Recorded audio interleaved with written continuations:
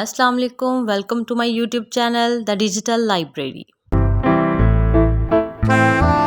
Today's our topic is adaptation, anatomical adaptation of vascular plants.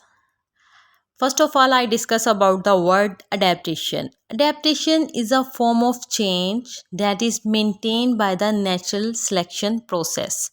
यानी कि adaptation एक ऐसी चेंज, शक्ल में एक ऐसी चेंज होती है, कोई भी फॉर्म हो प्लांट की बॉडी में या किसी भी पर्सन या एनिमल या ऑर्गेनिज्म की शक्ल के अंदर, फॉर्म के अंदर कोई भी चेंज हो जो कि नेचरली हो और नेचर ने सेलेक्ट की हो वो चेंज। तो अडेप्टेशन क्या करती है, ये ऑर्गेनिजम्स को इस काबिल बनाती है कि वो उस कंडीशंस के अंदर बेस्ट तरीके से, सूटेड तरीके से रह सकें और फिर वो वहाँ पे रह के रिप्रोड्यूस कर सकें और सक्सेसफुली रिप्रोड्यूस कर सकें, मींस फर्टाइल ऑर्गेनिजम्स प्रोड्यूस कर सकें जो नेक्स्ट अपने ऑफस्प्रिंग को प्रोड्यूस करने की काबिलियत रखते हों।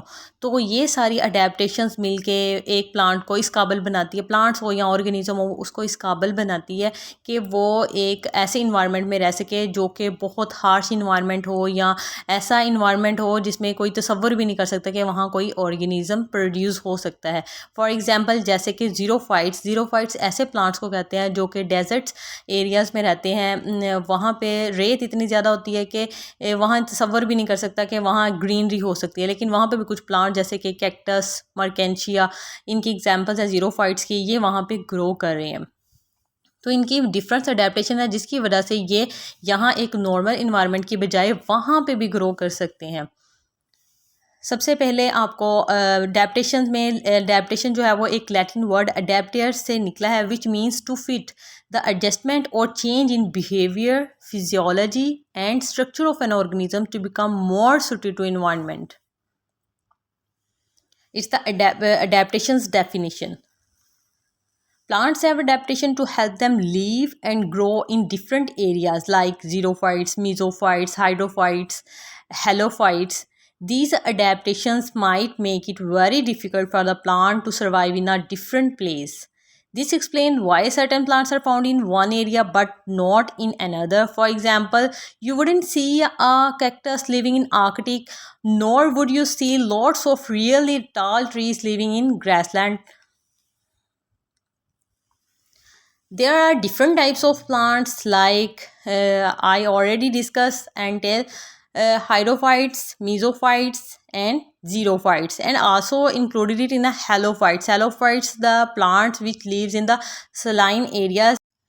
As we are discussing about the types of different plants that lives in the different habitats, so first of all I'll discuss about the hydrophytes. Hydrophytes, the plants grow in or near water, यानी कि ऐसे plant जो पानी के अंदर या पानी के आसपास या पानी के ऊपर फ्लोट कर रहे हों उनको हम हाइड्रोफाइट्स कहते हैं। तो हाइड्रोफाइट्स की डिफरेंट मॉडिफिकेशन है और डिफरेंट एनाटॉमिकल अडेप्टेशंस हैं।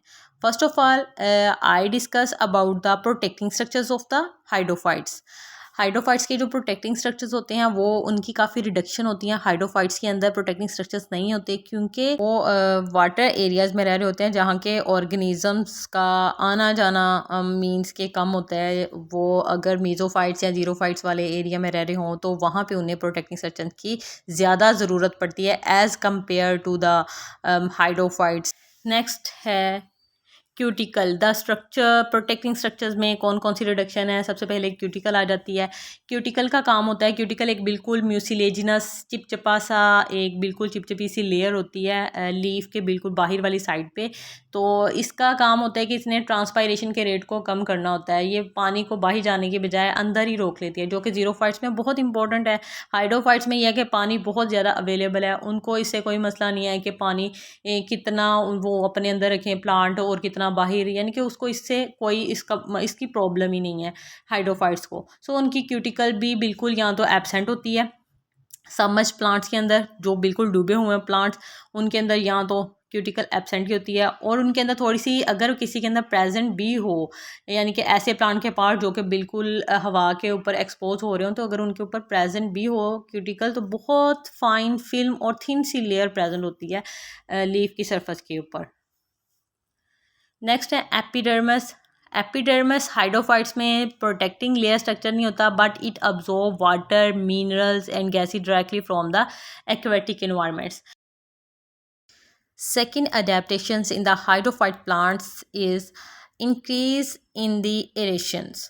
Aeration mean the production of parenchyma cells like जो प्लांट सेल्स होते हैं, प्लांट की लीफ होते हैं, उसमें एरेनकाइमा सेल्स भी प्रेजेंट होते हैं, जिसका काम होता है कि उन्होंने एक्सचेंज ऑफ गैसेस करना हवा से, एटमॉस्फेयर से प्लांट्स के अंदर गैसेस आती हैं और प्लांट से एटमॉस्फेयर की तरफ गैसेस जो हैं वो एक्सक्रीट करते हैं प्लांट्स। सो इनको एरिन कायमा सेल्स की ज़रूरत होती है हाइड्रोफाइट्स को, ताकि ये वेंटिलेशन ऑक्सीजन की अच्छे से कर सकें, इनके अंदर जो है वो फूड प्रिपेयर हो सके और रिस्पायरेशन हो सके। इस वजह से इनको जो है वो एरिन कायमा सेल्स की ज़्यादा ज़रूरत पड़ती है। So next the third adaptations in the hydrophytes are reduction of spotting और मैकेनिकल टिश्यूज़, क्योंकि इनको स्पॉट की ज़रूरत नहीं होती, ना तो इनकी इतनी डीप रूट्स होती हैं कि उन्हें पानी की तलाश हो, कि वो इतनी डेप्थ में चले जाए उन्हें पानी ना मिल रहा हो, और या तो उनका ऊपर वाला जो शूट सिस्टम है वो इतना हैवी हो जो कि सपोर्ट करने के लिए उसको नीचे उसको अपनी रूट्स को फैलाना पड़े। सो ऐसा कोई सिस्टम नहीं होता, ये बिल्कुल जैसे कि लिली के लीव्स होते हैं, बिल्कुल ऐसे उसके ऊपर फ्लोट कर रहे होते हैं पानी के ऊपर। और एरन काइमा की एक और ये भी करेक्टरिस्टिक्स थी कि वो बेयॉन्सी शो करता है, यानी कि लचक शो करता है, जैसे जैसे पानी का बहाव आगे की तरफ जाता है तो ये ऊपर नीचे होके आगे की तरफ मूव करते हैं, क्योंकि एरन काइमा अपने अंदर जैसे बलून अपने अंदर एयर को फिल कर लेता है, इसी तरह एरन काइमा के अंदर भी हवा जो है वो भर जाती है। तो हम स्पॉटिंग टिश्यूज़ की बात कर रहे थे, तो स्पॉटिंग टिश्यूज़ में स्क्लेरन काइमा इनके अंदर प्रेजेंट नहीं होता और इनकी रिडक्शन होती है मैकेनिकल टिश्यूज़ की भी। सो और मैकेनिकल टिश्यूज़ इसीलिए भी एब्सेंट होते हैं क्योंकि जितने मैकेनिकल टिश्यूज़ एब्सेंट होंगे उतना ही प्लांट जो है वो फ्लेक्सिबल होगा, और फ्लेक्सिबल नेचर ही इसको वाटर के अंदर सेव करती है कि वो फिज़िकल इंजरी से खुद को सेव रख सके। The thick walled sclerenchyma chymated tissue is totally absent in some must and floating hydrophytes. They may, however, develop in the cortex of amphibious plants, particularly in the aerial or terrestrial parts. Next, the fourth adaptations in the hydrophytes, reduction of vascular tissues. क्योंकि मैं कई बार बता चुकी हूँ कि ये पानी hydrophytes जो हैं ऐसे प्लांट्स को कहते हैं जो कि पानी के ऊपर ही ग्रो करते हैं, तो इनको कोई ऐसा बड़ा सिस्टम भी नहीं चाहिए होता वेस्कुलर टिश्यूज़ का कि वो बिल्कुल मतलब पानी को इधर से उधर ऊपर से नीचे ट्रांसपोर्ट कर सकें, क्योंकि लीव्स बिल्कुल पानी के साथ ही पास पास ही होते हैं, तो वहीं से पानी और गैसेज जो हैं वो डिफ्यूज़ होती रहती हैं और एब्जॉर्ब पानी होता रहता है। My favorite adaptations in the structure of hydrophytes that the open stomata on the upper surface and the large number of stomata present on the upper surface of the hydrophytes. Unlike other plants, there is no risk the plant of loss of target as there is always water available. So they are always open for gaseous exchange and the guard cells are inactive. Means के plants के ऐसा कोई risk नहीं है plant के अंदर कि वो टर्गल लॉस कर देंगे और वो फ्लेक्सिबल हो जाए, फ्लेक्सिड हो जाएंगे, चिपक जाएंगे और वो लास्ट पे विल्ट कर जाएंगे। ऐसा कोई सिस्टम नहीं है क्योंकि पानी तो अवेलेबल ही अवेलेबल है। ठीक है, तो ऐसे इसलिए उनके गार्ड सेल्स ऊपर जो है अपर सरफेस पे ओपन ही रहते हैं और बहुत ज़्यादा गार्ड सेल्स होते हैं ताकि वो ट्रांसपायरेशन रेट जो है उनका हाई हो सके। For example, in water lilies, the stomata need to be on the upper surface of the leaf, so they are in contact with the air so that they can exchange the gases from environments.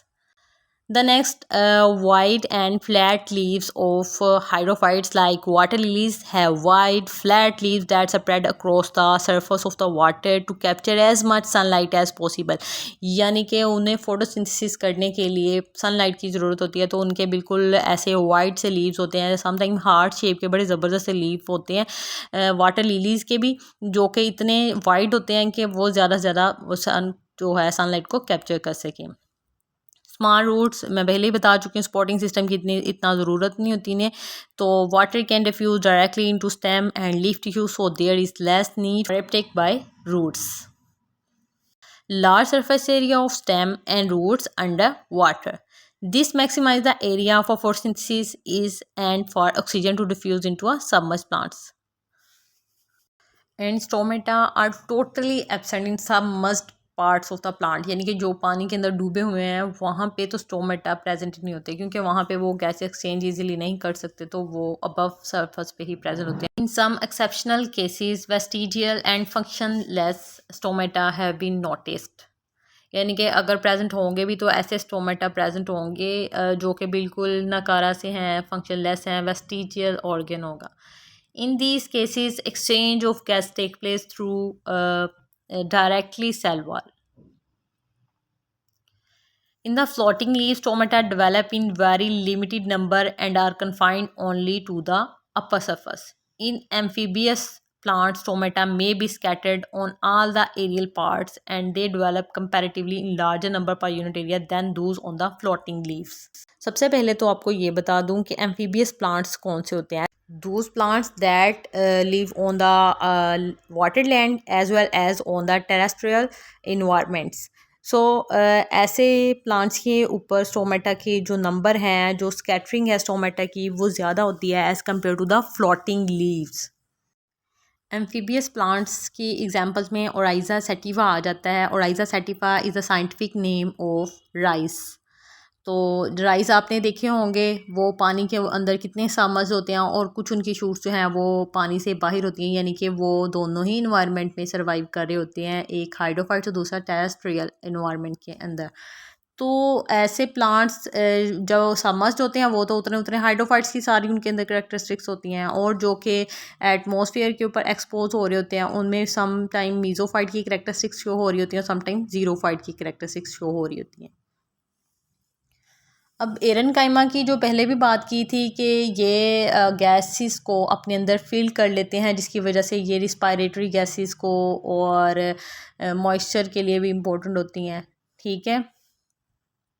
तो different types के air chambers जो हैं वो produce होते हैं। Carbon dioxide present the air chamber is used in the photosynthesis and the oxygen produced in the process of photosynthesis and also that already present in the air chamber is used in the respiration। यानी कि जो carbon dioxide use होती है वो photosynthesis बनाने के लिए use होती है, और जैसे ही फोटोसिंथेसिस का प्रोसेस हो जाता है तो उसमें से ऑक्सीजन प्रोड्यूस होती है, और ऑक्सीजन चूँकि रिस्पायरेशन के लिए काम आती है, फिर रिस्पायरेशन में कार्बन डाइऑक्साइड प्रोड्यूस होती है, वो फोटोसिंथेसिस में यूज़ हो जाती है। यानी कि इस तरह ये पूरा साइकिल चलता रहता है। तो इस तरह वो जो है इस तरह अपने आप को वेल अडेप्टेड कर लेते हैं कि वो सर्वाइव कर सकें hydrophytes.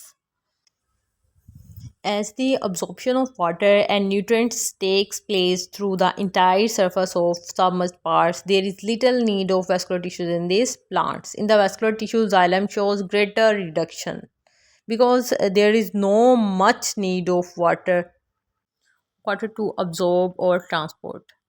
In some cases, the xylem consists of only a few tracheids, while in some xylem elements are not at all developed.